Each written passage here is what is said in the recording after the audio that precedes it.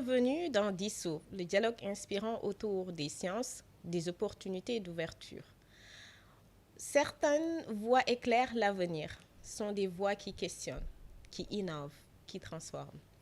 Aujourd'hui, nous avons le plaisir pour cet 5e épisode d'entendre la voix d'une personne spéciale, Yahya Diop, directeur cybersécurité des JOJ, les premiers Jeux olympiques de la jeunesse organisés sur le sol africain. Yahya, bienvenue. Est-ce que vous pourrez vous présenter, s'il vous plaît? Merci beaucoup. Je suis Yahya Diop. Merci pour l'invitation d'abord. C'est un plaisir d'être là. Donc, je suis Yahya Diop, directeur de la cybersécurité des JOJ.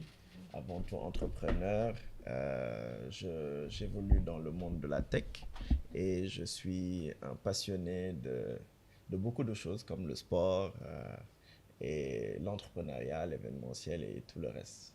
On va parler que de cyber aujourd'hui, donc je sors que ma casquette cyber. On peut aussi parler d'entrepreneuriat et de sport, parce que pour les JO aussi, c'est avant tout un événement sportif. Absolument. Absolument. En tout cas, merci beaucoup Yahya d'avoir accepté notre invitation. Aujourd'hui, nous sommes le 27 juin 2026, dans exactement 126 jours. Dakar accueillera le premier événement olympique jamais organisé sur le continent africain. Donc, vous êtes le directeur de la cybersécurité pour le comité d'organisation des JOJ Dakar 2026. Qu'est-ce que cela représente comme responsabilité d'être un tel directeur pour vraiment, en tout cas, créer les barrières de sécurité autour des systèmes d'information de Dakar 2026? Merci beaucoup, Ndiaye, pour la question. Vous savez, on est dans un moment historique pour l'Afrique en parlant des premiers Jeux olympiques de la jeunesse. Donc, un événement olympique.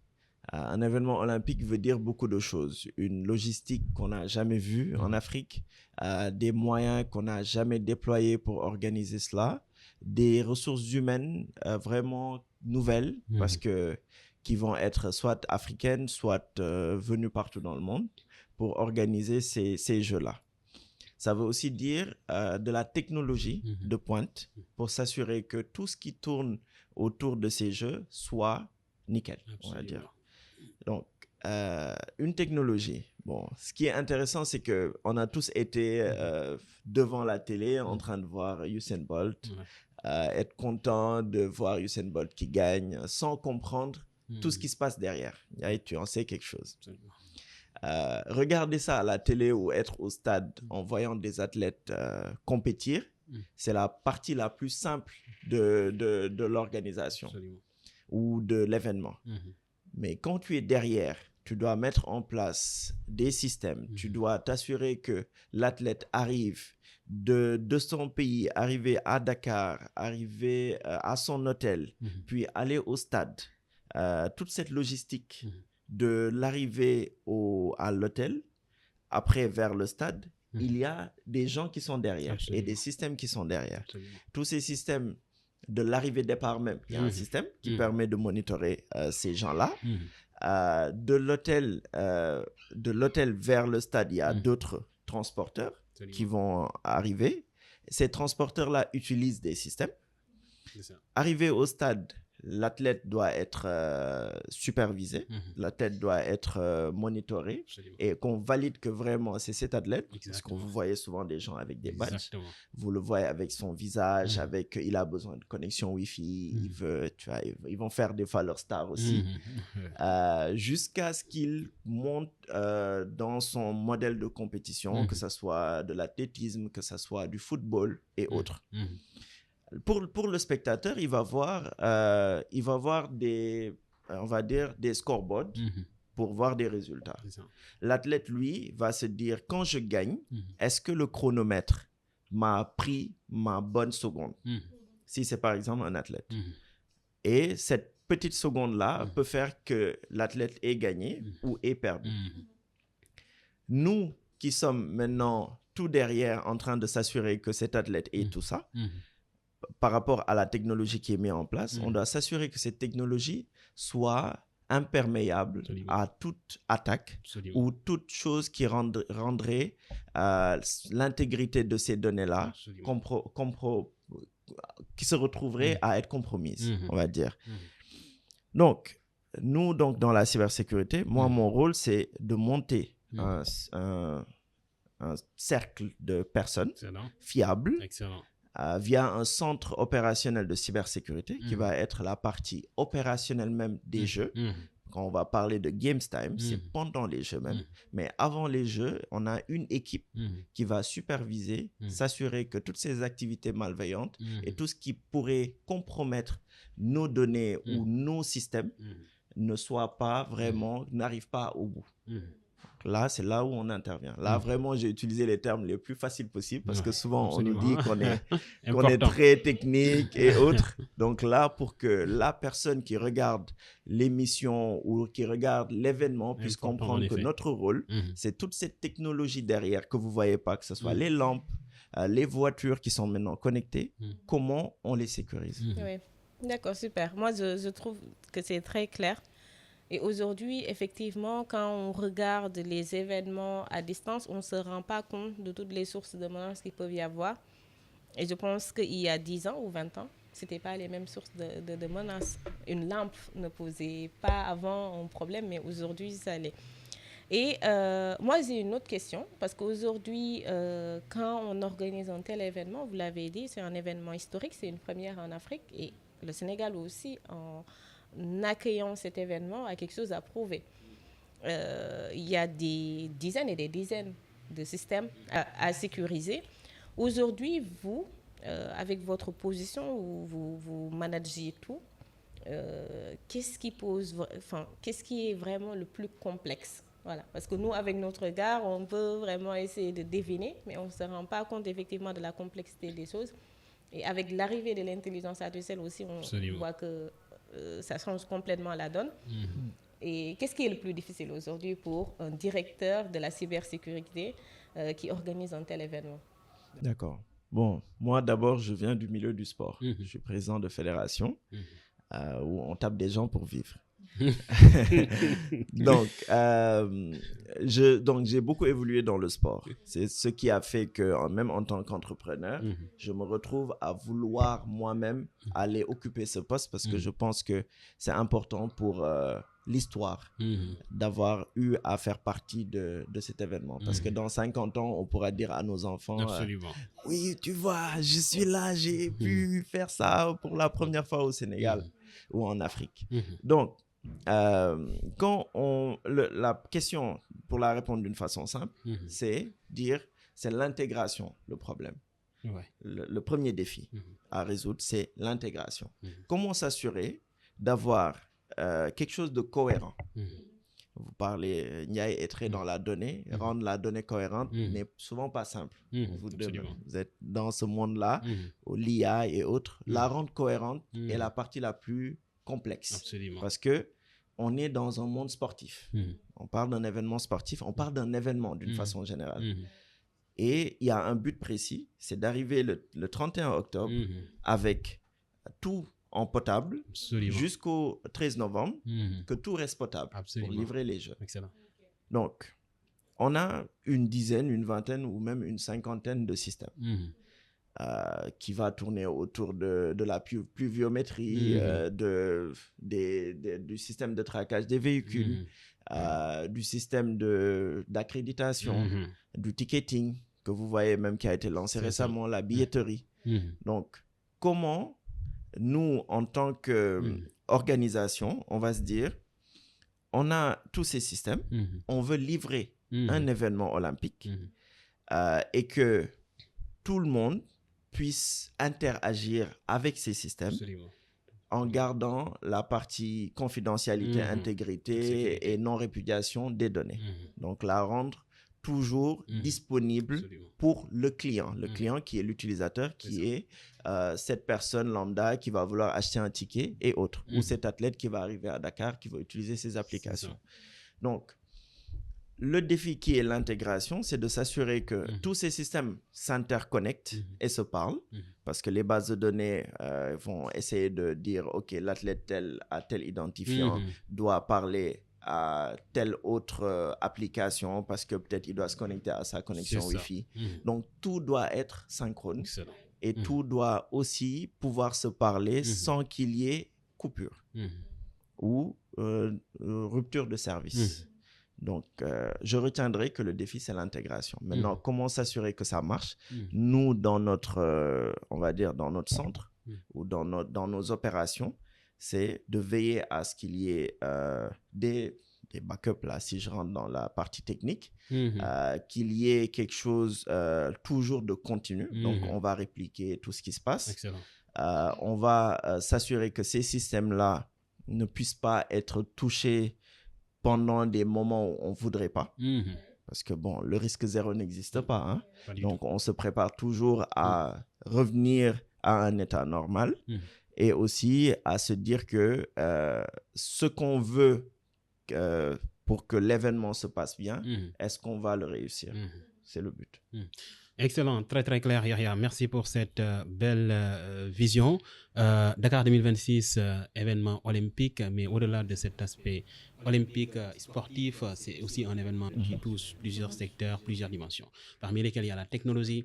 Le Sénégal devra et va clairement prouver que c'est un pays qui sait livrer un événement olympique avec toutes les dimensions qu'il faut, en l'occurrence celle technologique. Et derrière cette dimension technologique également, il y a tout ce qui touche la cybersécurité.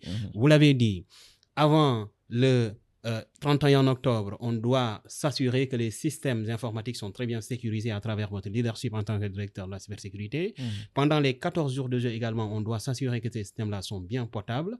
Mais après ce 14 novembre-là, qu'est-ce qui va se passer? Qu'est-ce qui serait en tout cas la vision que vous partageriez de l'héritage qui sera légué au Sénégal et à l'Afrique en matière de cybersécurité, aussi bien sur la formation des talents, sur l'employabilité des jeunes dans ce domaine-là, qui est aujourd'hui très très sollicité, hein, parce qu'on est à l'ère de l'IA, et l'IA derrière, c'est des données qu'il faut sécuriser, qu'il faut maîtriser. Bon, je pense qu'on est ici déjà assis en train de parler de ces technologies. On parle déjà d'héritage parce qu'on a eu à beaucoup apprendre et à beaucoup mettre en place. Et je pense que ce tournant, si on le rate, le Sénégal aura beaucoup raté. Absolument. Parce qu'on a le premier événement olympique. On l'a raté peut-être en 92 parce qu'on organisait la Coupe d'Afrique. La Coupe d'Afrique des Nations. J'espère que nos parents ne l'ont pas raté. On était jeunes. Mais pour 2026, on n'a pas intérêt à rater ce tournant parce que en termes de ressources humaines, vous voyez, on parle de 800 personnes qui font partie du staff. On parle de 6 000 volontaires. On parle de plus d'1 million de spectateurs qui vont faire les différents stades et autres. On parle de 2700 athlètes, en plus de leur délégation. Donc, c'est un moment où le Sénégal va être au cœur des attentions. Absolument. Mondial, vraiment. Donc, c'est le moment de se dire, OK, 800 personnes qui organisent un événement olympique. Ces personnes-là ont développé beaucoup de métiers dans l'organisation qu'ils ont déjà eu avant, mais qui sont complètement nouveaux. Parce que c'est unique. On ne parle pas juste d'être IT ou d'être expert en cyber, mais d'être expert en cyber dans un événement sportif. Absolument. Événement sportif. Absolument. Un événement où tout le monde a rivé ses yeux sur sa bonne exécution. Donc, ça veut dire qu'on va être sollicité en termes de cyber. Hein. Là, je parle de toutes les attaques possibles. Là. Tout à fait. Vous imaginez que, si je donne un exemple, Paris 2024 a eu 55 milliards d'attaques. Pyeongchang en a eu 200 ou 300 millions d'attaques. Ils ont été attaqués, Pyeongchang. Avant l'ouverture, même la cérémonie d'ouverture, il y a eu un virus qui a touché le système, qui a bloqué le stade. Donc, la cérémonie d'ouverture a été décalée de plusieurs heures. Donc, ces mêmes personnes, ce comité d'organisation a eu à beaucoup apprendre pour le pays. Le Sénégal, vous voyez tout ce qui se passe en termes de cyber. Ça a fait bouger, ça fait parler. C'est bien, hein? C'est parce que ça forge notre résilience. Absolument. Donc, on est aussi à ce niveau en termes des jeux, parce que comme tout le monde va parler de nous, tout le monde aura ses yeux rivés sur nous. Ça veut dire aussi que toutes les attaques qui vont nous toucher vont nous permettre de mesurer notre résilience. Tout à fait. Comme on dit, on ne perd jamais, on apprend. C'est le moment aussi pour nous d'apprendre. Parce que bon, bien sûr, aucune infrastructure ne sera à 100% fiable, mais c'est de s'assurer que si quelque chose arrive, qu'on n'espère pas, et je toucherai plus que du bois du fer, si quelque chose arrive, qu'on soit capable de se relever. C'est là où on va mesurer notre force et notre résilience. Et c'est là où maintenant, comme vous le voyez, le Sénégal n'a jamais été aussi unis. Vous voyez les partenaires de livraison. Absolument. Il y a des conseils présidentiels, il y a des conseils où tout le monde se réunit. Tout à fait. On travaille ensemble. On le fait rarement. Parce que tout le monde veut faire de son côté pour montrer que ça marche. Donc, comme on arrive à ce niveau, c'est le moment de, après les Jeux, de garder cet héritage. De dire, on veut développer notre pays. Continuons à le faire. Tout à fait. On se réunit. On dit, OK, toi, en cyber, tu es bon en ça. Pourquoi le Sénégal est toujours attaqué? Non. On met toutes les forces. Tout à fait. On le fait avec la police, la gendarmerie et autres. Tout à fait. On le fait avec le transport, on le fait avec tout le reste. Ainsi, tous les problèmes, les inondations, les problèmes de construction, de la pauvreté ou même autres, qu'on en profite pour unir les différentes entités pour qu'ils travaillent dessus. Absolument. C'est comme ça que je le vois. Très bien. Voilà, moi, ça me fait un peu peur quand même quand j'entends des millions et des milliards d'attaques. Surtout que là, on est dans un contexte un peu différent parce que quand on parle de l'Afrique, quand on parle du Sénégal, il y a d'autres défis aussi. L'électricité, aujourd'hui, on a des systèmes qui sont énergivores, qui vont demander beaucoup plus d'énergie que d'autres. Et pour pouvoir faire ça, c'est toute une coordination derrière qu'il faut assurer.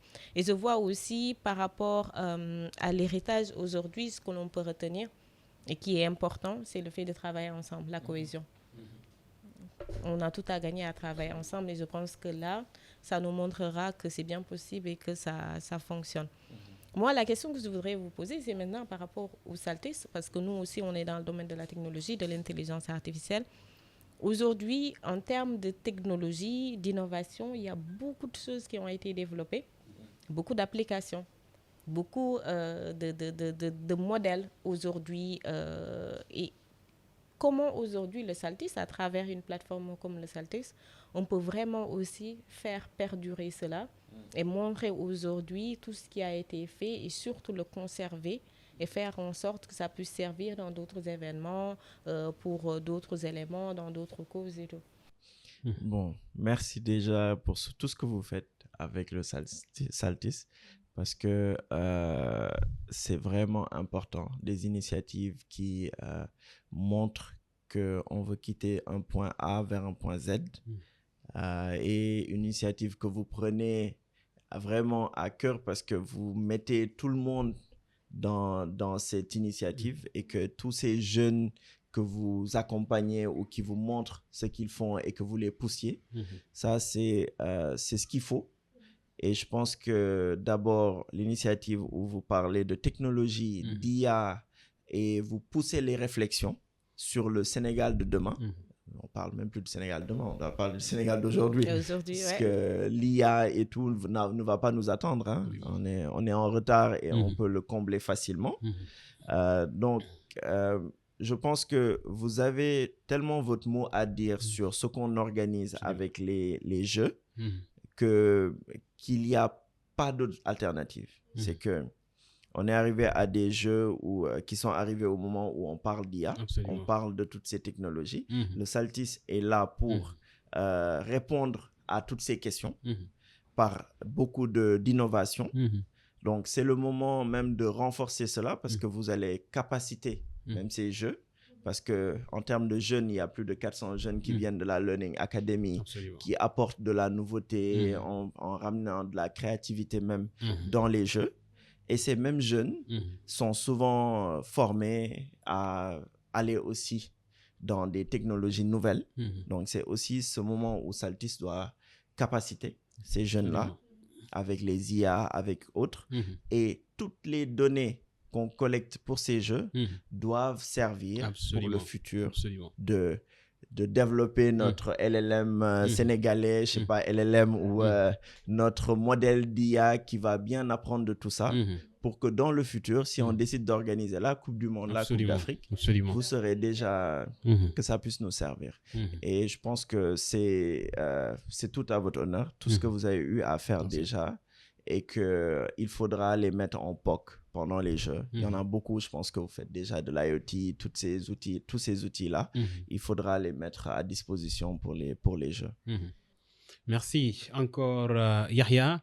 Alors là, c'est vrai qu'on était un peu sorti des sujets de cybersécurité pure, même s'il y avait derrière la cybersécurité, parce qu'on parlait de saltige de technologie. J'aimerais bien qu'on revienne vraiment sur ce sujet-là et également sur votre rôle en tant que directeur de la cybersécurité au sein du COJOJ.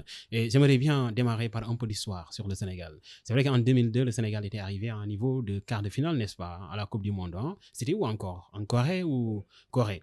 Ensuite, oui, par la suite, bien sûr, 2003, etc., le Sénégal est en marche. Mais déjà en 2002, le Sénégal était très célèbre. Hein? Et quand un pays est célèbre, clairement, les gens se disent que c'est un pays qui va avancer, qui va gagner en prospérité. Donc, ce pays-là pourrait être intéressant sur tous les aspects, en l'occurrence, sous les aspects de la cybersécurité. Parce que s'il y a de la prospérité, de plus en plus, il y a de la donnée. Et lorsqu'il y a de la donnée, clairement, bienvenue les attaques, les tentatives d'attaque.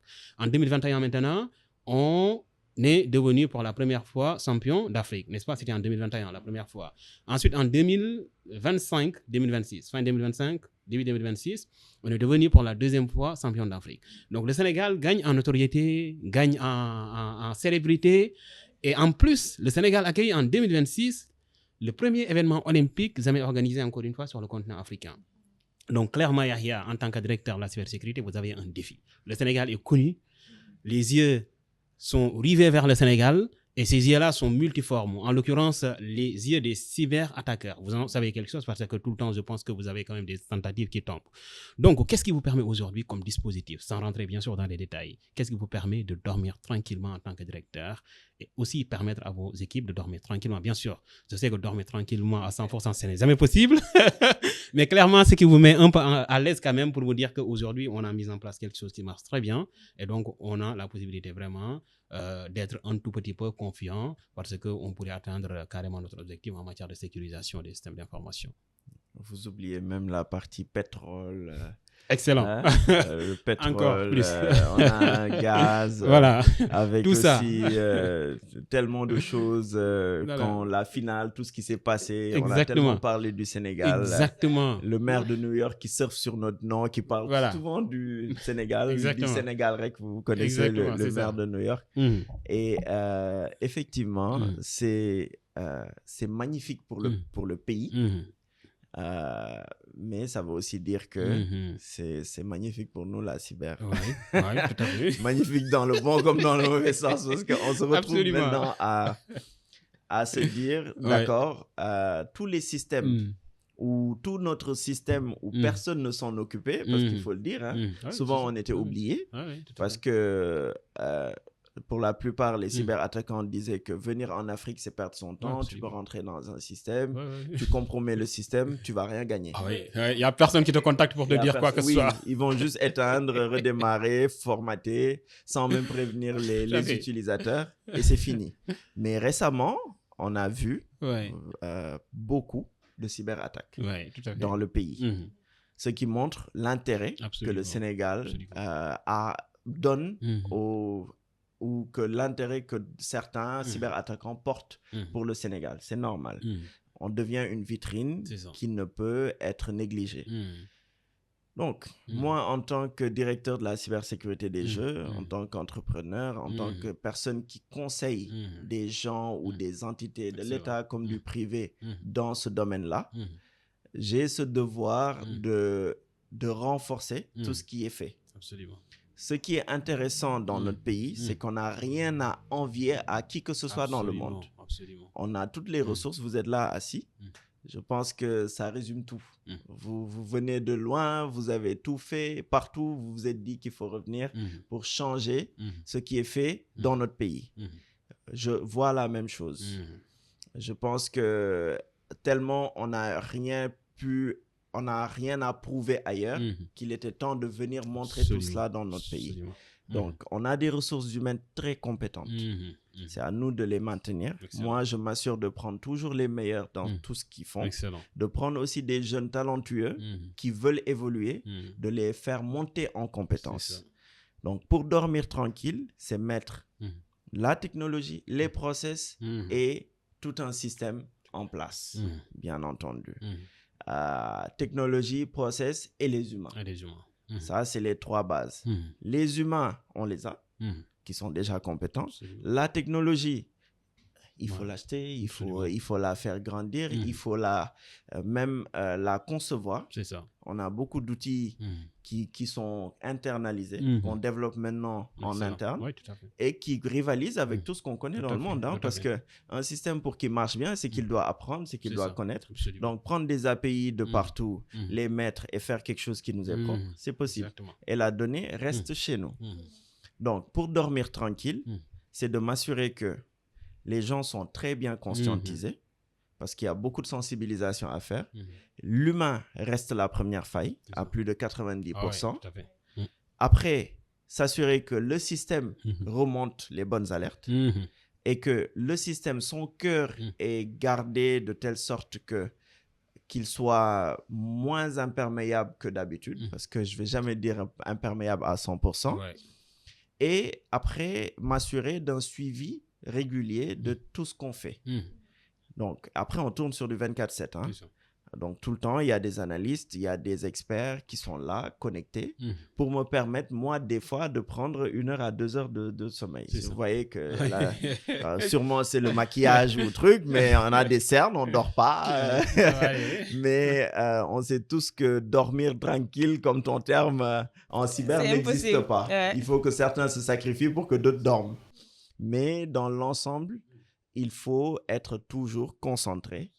Donc, on garde cela jusqu'au 13-14 novembre. On aura réussi un premier pari et le prochain pari sera que le Sénégal arrive à un niveau maximal sur la cybersécurité en termes d'héritage. Je parle de la cyber parce que ça me concerne, mais pas que la cyber. Là, vous avez salté sur l'IA. La prochaine édition arrive bientôt. Le Wolof dit comment faut deguiner ma masse. Donc, Inch'Allah, on y sera. Et avec de belles innovations et tout ce qui va nous permettre de réussir ça. Et ça va même être aussi l'occasion, parce que le Salty, ça sera après les JO, ça sera l'occasion aussi de revenir sur tout ça. Excellent. Absolument. Et de pouvoir aussi parler de l'exploit. Inch'Allah, qu'on aura fait. Moi, j'ai une dernière question. C'est par rapport à l'entrepreneuriat. Parce que vous l'avez dit tantôt, vous êtes aussi entrepreneur. Aujourd'hui, on voit qu'il y a beaucoup de Sénégalais qui se lancent dans le monde de l'entrepreneuriat.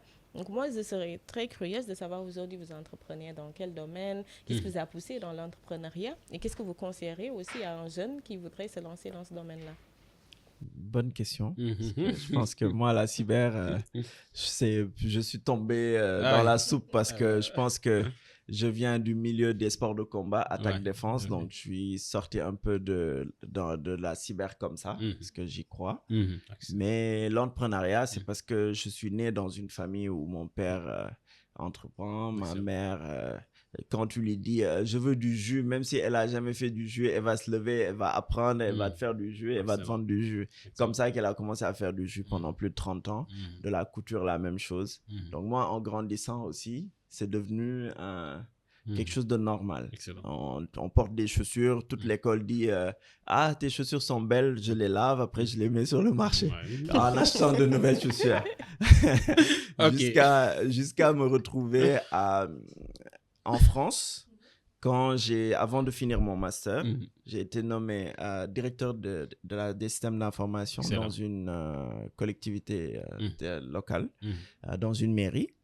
Et après, je me rendais compte que le prestataire qui venait nous facturait 1 000 euros à l'arrivée. Ah oui, pour juste venir. Juste venir. Et des fois, il prenait du café, du thé, il touchait, il redémarrait un serveur et c'était réglé, parce qu'on avait des Windows 2003. Vraiment, tout simplement. Je lui ai dit, ah d'accord, donc le système c'est comme ça. Tu viens, tu fais 30 minutes à 1 000 euros et le tour est joué. Et après, on se faisait solliciter aussi pour faire des sites web. Ces temps-là, c'était du HTML 4.5. d'autres outils, du PHP et autres. Et c'était notre domaine.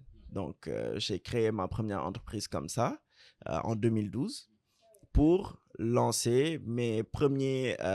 j'avais lancé un outil aussi qui est comme Alloresto, avant que je connaisse Alloresto. D'accord. Si je vous montre le design, vous allez rigoler parce que c'était comme Uber Eats. Et ces temps-là, il n'y avait pas Uber Eats. Ok, d'accord. C'est un de mes plus grands regrets parce que je me dis, si j'avais continué, Ouais, j'aurais eu quelque chose de mieux. Absolument. Je l'ai vendu à 2 000 €. Ok.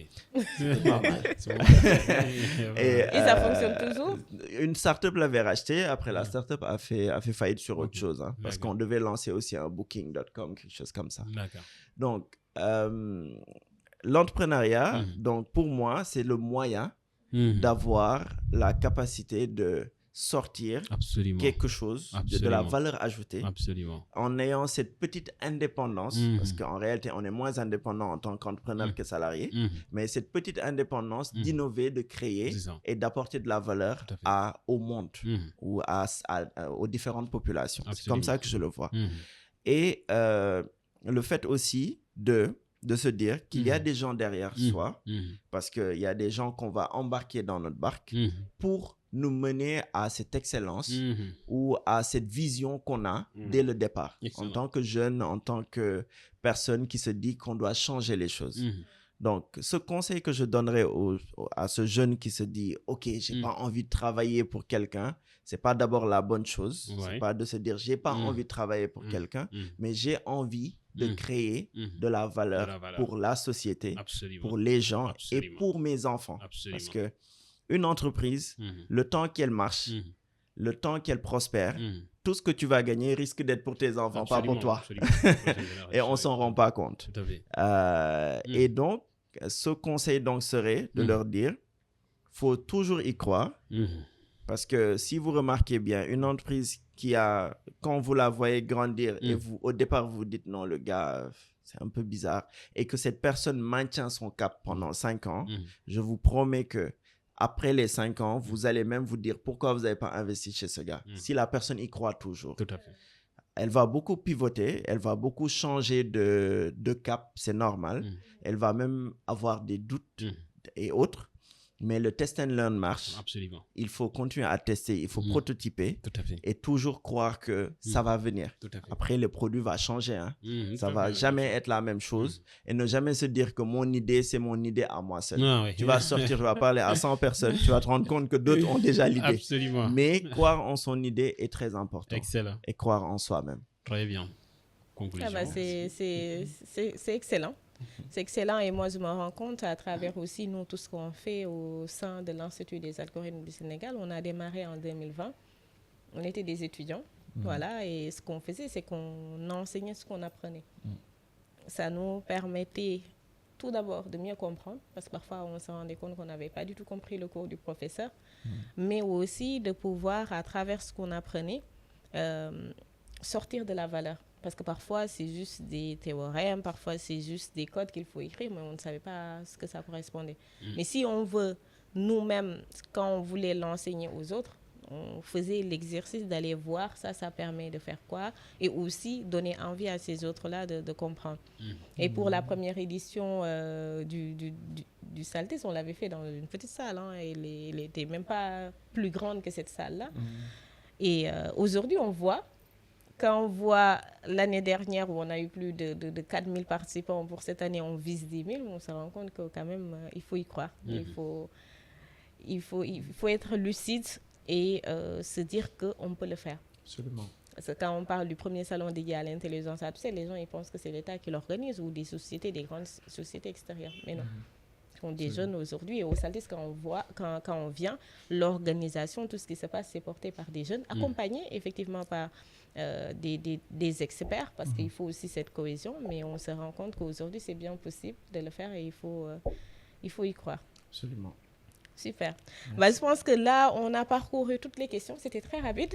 On n'a pas vu efficace, très clair aussi. l'heure passer. Donc, Yahya, je vous donne la parole pour le dernier mot. Qu'est-ce que vous voulez dire aux Sénégalais ou même, c'est international, hein, le Saltis. Je pense qu'il y a d'autres pays aussi qui qui nous regardent et qui nous écoutent, c'est ce que vous voulez leur passer comme message et toujours aussi dans le domaine où vous évoluez, quel conseil vous leur donneriez? D'accord. En tout cas, merci pour l'invitation. Avec plaisir. Merci de m'avoir fait confiance sans que vous sachiez ce que je vais dire ici. J'espère que merci à vous aussi d'être venu. Tout est excellent. J'espère que tout ce que j'ai dit pourra servir à ces personnes qui vont nous regarder. Et merci pour vos initiatives parce que l'IAS, c'est ça, l'Institut des algorithmes du Sénégal, le Saltis, sont des initiatives qu'on doit vraiment accompagner.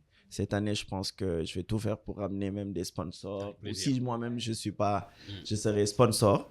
Ça, c'est une bonne chose à entendre. Absolument. Mais il faut me démarcher maintenant. Parce qu'à la fin de l'année, l'argent est déjà parti. Donc, oui, là, en plus, à la fin, c'est une petite annonce. Oui. Je pense que oui, ça vous fera réagir. Super. Donc, le premier semestre se termine. Je pense qu'on va régler ça maintenant. Absolument. Mais on va se donner rendez-vous déjà pour bien réussir les premiers Jeux Olympiques au niveau de l'Afrique et au Sénégal en particulier. Puis, se donner rendez-vous au Saltis avec sûrement beaucoup d'innovations, beaucoup de belles choses, beaucoup de participants. Absolument. Et parler du Sénégal d'aujourd'hui et de demain avec les technologies qui les accompagnent. Absolument. Parce qu'on nous parle du Sénégal, on nous parle de beaucoup d'outils. Je pense que le Saltis aurait pu régler tellement d'outils que l'État dont l'État a besoin, tellement d'outils qui doivent venir pour régler nos problèmes au fin fond même du Sénégal. Absolument. En termes d'agriculture, d'élevage et autres. Donc, il faut que les autorités aussi, les différents entrepreneurs, tous ceux qui peuvent accompagner, même si c'est un 100 000 francs, on est preneur, aider, accompagner. Tout à fait. Et c'est ça qui nous permet de grandir, d'évoluer et de nous faire confiance en nous-mêmes. Parce que à la fin de la journée, c'est pas quelqu'un d'autre qui viendra ailleurs pour nous régler nos problèmes.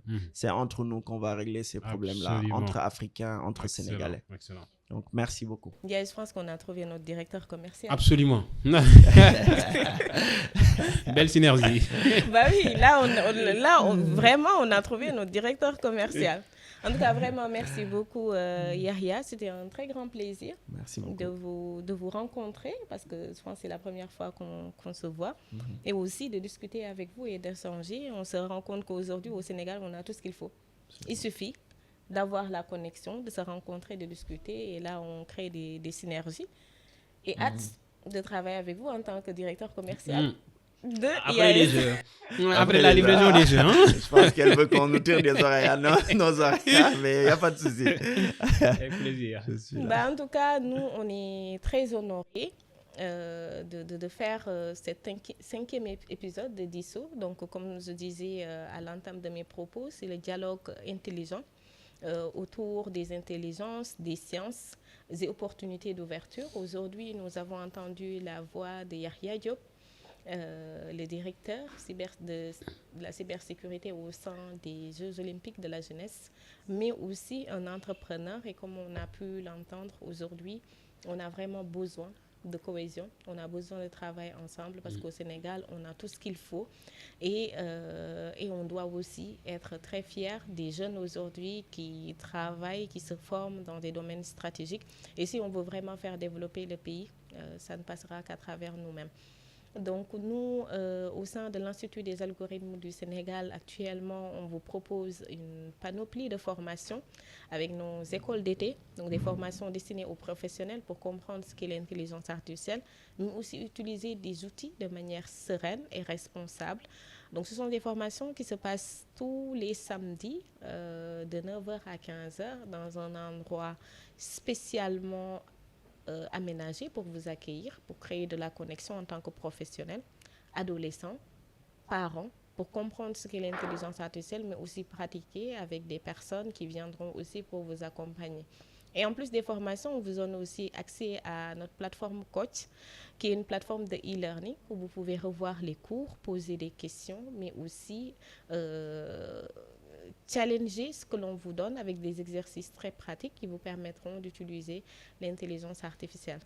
Et je vais finir par vous parler du Saltis. Les dates, le rendez-vous est donné, 8, 9 et 10 décembre à Dakar. 3 jours. Pour cette année, exceptionnellement, ce sera 3 jours pour parler d'innovation. Pour proposer vos solutions, pour aussi exposer.